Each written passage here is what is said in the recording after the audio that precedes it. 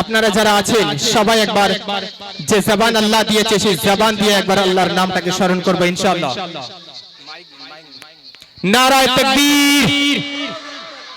আরেকটু জোরে আল্লাহর জন্য এতটুকু তো করা যায়। নারায়ে তাকবীর, নারায়ে তাকবীর।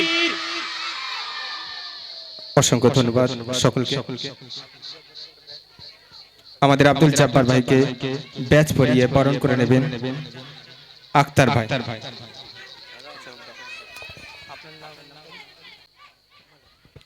আবাবিল তোমরা কোথায় একবার আসো ফিরে, কালো মেঘের মতো ছে পাথর মুখে নিয়ে।